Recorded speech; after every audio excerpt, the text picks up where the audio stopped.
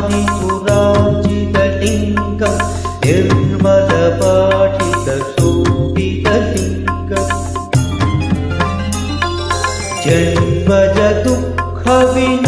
जन्मजदुःखविनाशकलिङ्गं तं प्रणमामि सदा शिवलिङ्गम्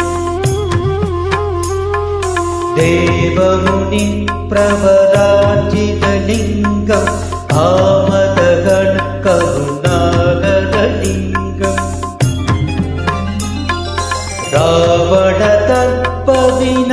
रावणदर्पविनाशकलिङ्गं तं प्रणमामि सदा शिवलिङ्गम्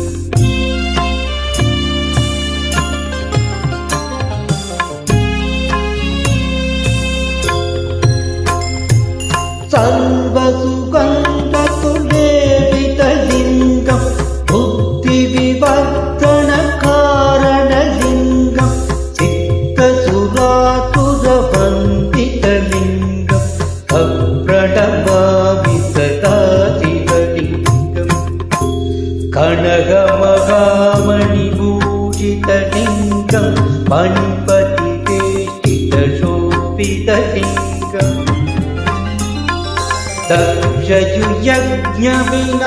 दक्षयुयज्ञविनाशनलिङ्गं तं प्रणमामि सदा शिवलिङ्गम्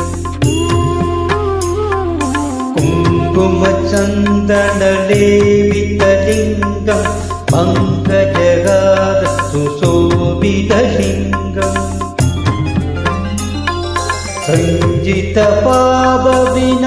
सञ्जितपापविनाशनलिङ्गं तं प्रणमामि सदा शिवलिङ्गम्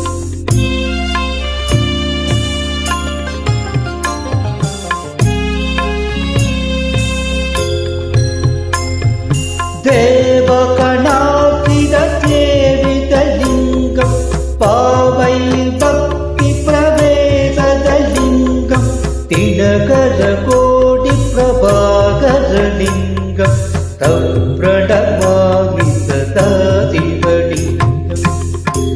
अष्टदलोपरिवेष्टितलिङ्गं सर्वसमुद्भवकारणलिङ्गम् अष्टदरिद्रविनाशनलिङ्गं तं प्रणमामि सदा शिवलिङ्गम्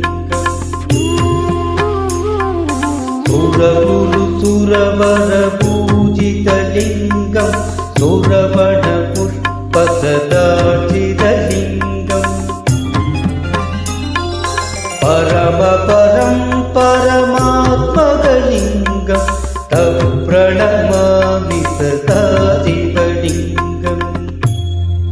लिङ्गाष्टकं पुण्यं यः पठे शिवसन्निधौ